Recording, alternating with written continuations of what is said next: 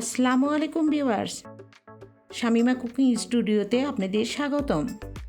আমি আজকে আপনাদের তৈরি করে দেখাবো অসম্ভব মজাদার একটা স্ন্যাক্স, পটেটো নুডলস ফিঙ্গার।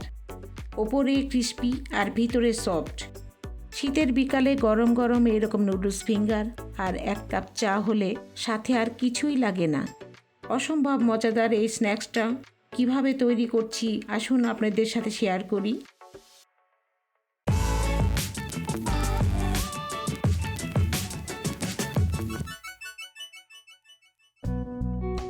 আমি একটা বড় বোল নিয়েছি যেটাতে আমি মিশ্রণটা তৈরি করব। আমি এখানে 3টা মিডিয়াম সাইজের আলু সিদ্ধ করে ম্যাশ করে নিয়েছি। তবে আপনারা যে পরিমাণ তৈরি করতে চান সেই পরিমাণ মতো আলু সিদ্ধ করে নেবেন। আলুটার মধ্যে আমি কিছু মিক্সড সবজি দেব। আমি এখানে যে সবজিগুলো ব্যবহার করব সেগুলো হাফ সিদ্ধ করে নিয়েছি। আমি এখানে ব্যবহার করছি মটরশুঁটি এবং পরিমাণ মতো গাজর কুচি।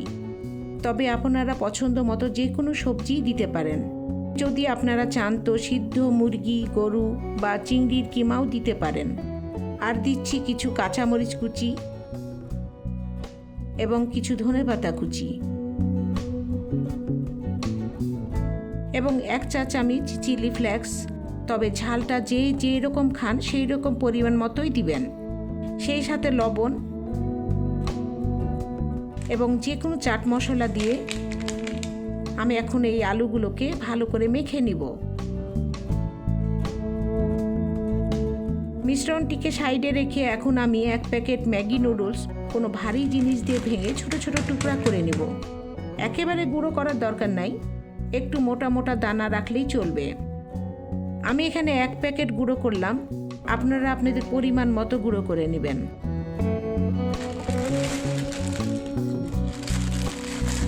আমি এগুলোকে এখন একটা বাটিতে ঢেলে নিলাম।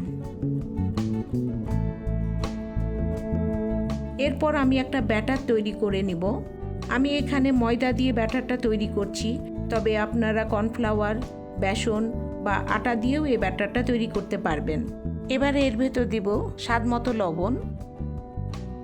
এর মধ্যে যে নুডলসের চাট মশলাটা ছিল সেটা দিয়ে আর সামান্য পানি দিয়ে গুলিয়ে এখন আমি একটা ঘন ব্যাটার তৈরি করে নিব। ব্যাটারটা খুব পাতলা হবে না, আবার খুব ঘনও হবে না।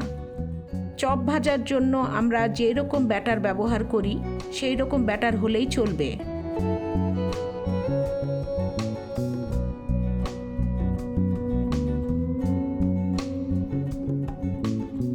এবার আলুর মিশ্রণ থেকে লম্বা লম্বা সাইজ করে এরকম গড়ে নিব। তবে আপনারা পছন্দ মতো যে কোনো সাইজেরই করতে পারবেন, যেমন গোল গোল বা ত্রিভুজ আকৃতিরও করতে পারেন। আমি যেহেতু ফিঙ্গার বলছি তাই এইরকম লম্বা লম্বা সাইজ দিয়েছি।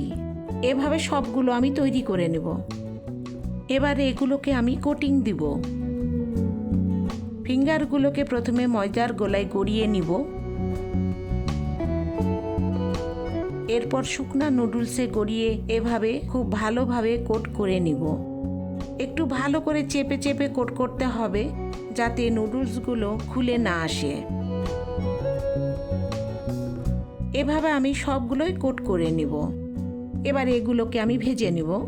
ফিঙ্গারগুলো যেহেতু আমি ডিপ ফ্রাই করব তাই পর্যাপ্ত তেল গরম করে নিয়ে পরিমাণ মতো ফিঙ্গার দিয়ে এপিট ওপিট করে এভাবে উল্টিয়ে পাল্টিয়ে অল্প জালে গোল্ডেন ব্রাউন করে ভেজে নিতে হবে।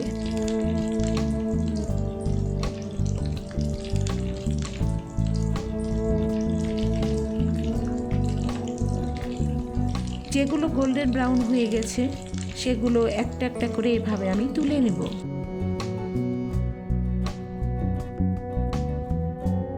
এই যে আমার তৈরি হয়ে গেল অসম্ভব মজাদার পটেটো নুডলস ফিঙ্গার। আশা করছি রেসিপিটা আপনাদের পছন্দ হয়েছে। পছন্দ হলে ভিডিওতে একটা লাইক দিবেন, কমেন্ট করে জানাবেন এবং পরিবার ও বন্ধুদের সাথে শেয়ার করবেন। আজ এ পর্যন্তই, দেখা হবে নতুন কোনো রেসিপি নিয়ে। সেই পর্যন্ত আল্লাহ হাফেজ।